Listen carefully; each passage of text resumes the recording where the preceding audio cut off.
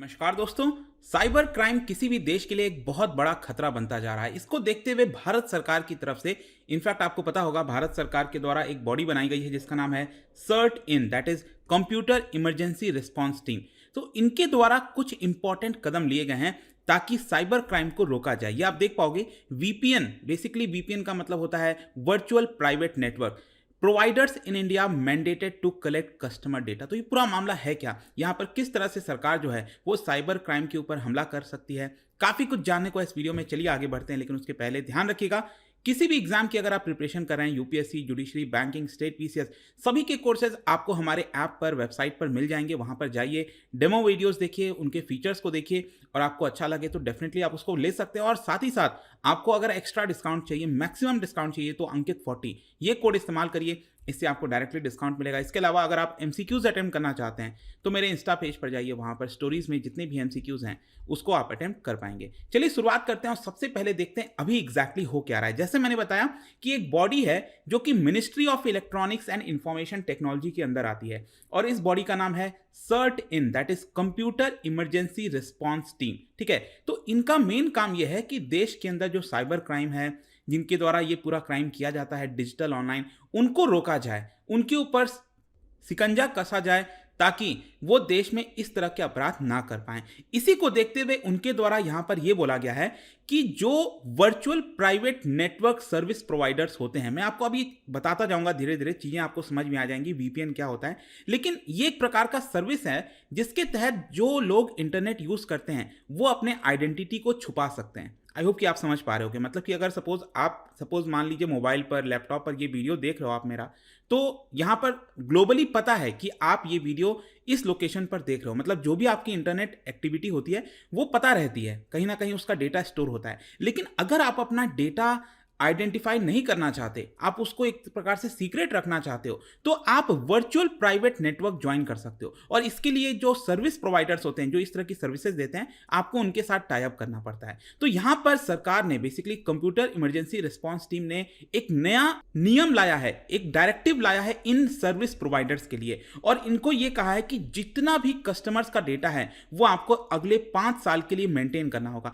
बहुत सारी चीजें हैं, मैं आपको आगे बताऊंगा, लेकिन ये एक प्रकार से ये जो डायरेक्टिव दिया गया है ना, इसकी वजह से जो वर्चुअल प्राइवेट नेटवर्क के सर्विस प्रोवाइडर्स होते हैं, जैसे इंटरनेट सर्विस प्रोवाइडर हो गए, जैसे आपका मोबाइल फोन हो गया उसके भी सर्विस प्रोवाइडर होते हैं, एयरटेल हो गया, जियो हो गया, वैसे ये भी सर्विस प्रोवाइडर्स हैं। उनका ये कहना है कि सरकार का ये जो कदम है इसकी वजह से उनका जो पूरा बिजनेस है वो खत्म हो जाएगा, क्योंकि उनका मेन बिजनेस का काम ही यही है कि वो लोगों के आइडेंटिटी को छुपा सकते हैं और इसीलिए लोग उनके सर्विसेज को लेते हैं। लेकिन अगर सरकार एक प्रकार से उनके आइडेंटिटी को ही रिवील कर सकती है तो यहां पर लोग उनसे क्यों सर्विस लेंगे, राइट? तो ये पूरा मामला यहां पर चल रहा है। तो सबसे पहले तो आपको समझने की आवश्यकता है ये वीपीएन है क्या। तो थोड़ा सा मैं आपको बैकग्राउंड बताता हूं। देखो, जैसे कि आप देख रहे हो यहां पर पूरे विश्व भर में आप कहीं पर भी किसी भी डिवाइस में अगर आपका इंटरनेट कनेक्टेड है, चाहे आप भारत में हो, अफ्रीका में हो, अमेरिका में हो, कहीं पर भी हो, अगर किसी भी डिवाइस में अगर इंटरनेट कनेक्टेड है तो क्या होता है कि वो एक पूरे लार्जर बॉडी का हिस्सा होता है और आपको आइडेंटिफाई करने के लिए कि ये पर्सन ये वीडियो इस लोकेशन पर देख रहा है,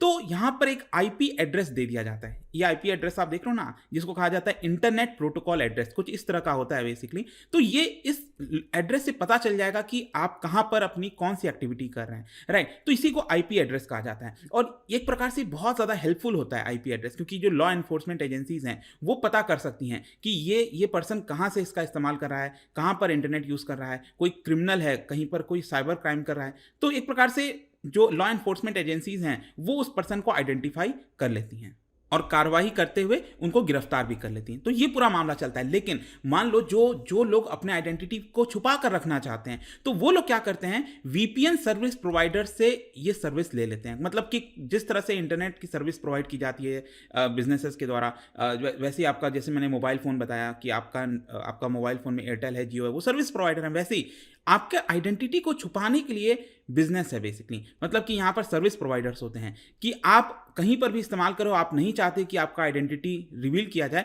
इसके लिए आप वीपीएन पर आ सकते हो। वीपीएन बेसिकली क्या होगा ना कि आपका जो भी ये आईपी एड्रेस होता है ना उसको मास्क कर देता है। मास्क का मतलब है कि उसको छुपा देता है, उसके ऊपर एक लेयर लगा देता है।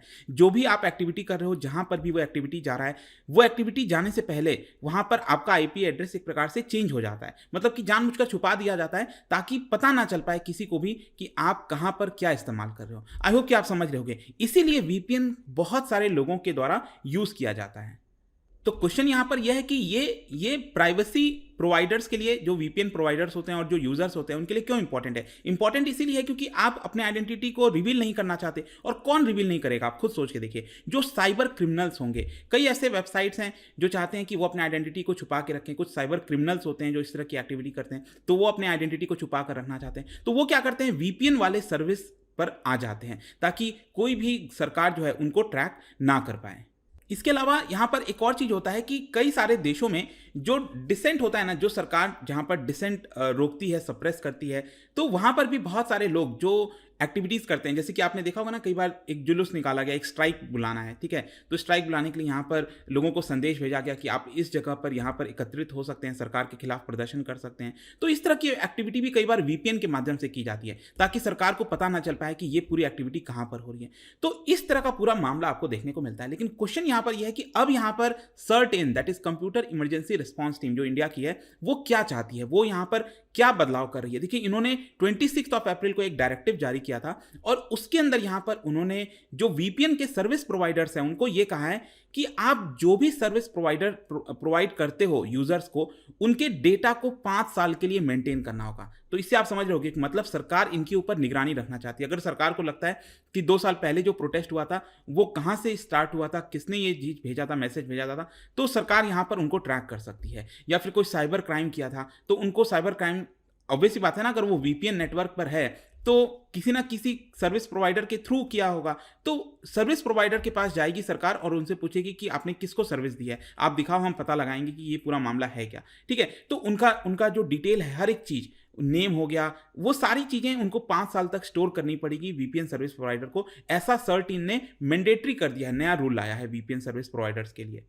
इसके अलावा सर्टेन ने यह भी बोला है कि जितने भी वीपीएन सर्विस प्रोवाइडर्स हैं उनको डेटा मेंटेन करना होगा कि जिन भी कस्टमर्स को उन्होंने सर्विस दिया है वो किस वजह से ले रहे हैं, यूज़ कर रहे हैं। मान लो आप वीपीएन नेटवर्क पर आ गए, लेकिन आपको ऐसी क्या आवश्यकता पड़ गई कि आप वीपीएन नेटवर्क पर आना पड़ गया, तो इसका रीज़न यहाँ पर जो सर्विस प्रोवाइडर है उसके पास होना चाहिए। वो सरकार पूछ सकती है कभी भी, यूजर्स के कॉन्टैक्ट नंबर्स पूछ सकती है, ओनरशिप पैटर्न पूछ सकती है, बहुत सारी चीज़ें पूछ सकती हैं। लेकिन क्वेश्चन है कि सरकार क्यों चाहती है? सिंपल सा चीज़ है, सरकार का ये कहना है, सरकार ने जो रीज़न दिया है वो यही है कि यहाँ पर जो एंटी सोशल एलिमेंट्स होते हैं देश के अंदर, जो साइबर क्रिमिनल्स होते हैं, उनके खिलाफ एक्शन लिया जाए, ऐसा सरकार ये कह रही है। इसके अलावा सरकार का ये भी कहना है कि देश के अंदर जो इंटीग्रिटी है, सॉवरेनिटी है, डिफेंस ऑफ इंडिया है, सिक्योरिटी ऑफ स्टेट है, फ्रेंडली रिलेशंस है फॉरेन देशों के साथ, पब्लिक ऑर्डर हो गया, इन सबको मेंटेन करने के लिए हमें ये वाला जो नया रूल है वो लाना पड़ रहा है। देखते हैं आगे क्या होता है। क्या यहां पर वीपीएन सर्विस जो प्रोवाइडर्स हैं जो इसके खिलाफ हैं, क्योंकि उनका तो बिजनेस खत्म हो जाएगा ना एक प्रकार से, तो वो इसको लेकर अब क्या कहते हैं, क्या होगा आगे, वो तो आगे आने वाला वक्त बताएगा। लेकिन आई होप कि ये जो पूरा टॉपिक था वो आपको अच्छे से क्लियर हो गया होगा। जाने से पहले एक इंटरेस्टिंग क्वेश्चन, क्योंकि हम साइबर क्राइम वगैरह की बात करें तो देश के अंदर साइबर क्राइम को रोकने के लिए एक कानून बनाया गया है। क्या आप बता सकते हो वो कौन सा कानून है इन 4 में से? इसका राइट आंसर आपको पता ही है, मेरे इंस्टाग्राम पर तो मिलेगा ही, वहां पर अगर आप नहीं हो कोई बात नहीं, टेलीग्राम से भी ले सकते हैं इसका सही उत्तर। मैं कई सारे जो एमसीक्यूज हैं वो यहाँ पर स्टोरीज में डालता रहता हूँ। बाकी अगर आपको पीडीएफ चाहिए तो टेलीग्राम पर आइए, अलग अलग सोशल मीडिया पर भी आप जुड़ पाएंगे। और जैसा मैंने बताया, किसी भी एग्जाम की अगर आप तैयारी कर रहे हो, यूज दिस कोड अंकित40 ऑन आवर वेबसाइट या फिर हमारे ऐप पर, वहां पर आपको ये मिल जाएगा। आई होप कि वीडियो आपको पसंद आएगा। मिलता हूं आपसे next time. Till then, thank you very much, see you soon.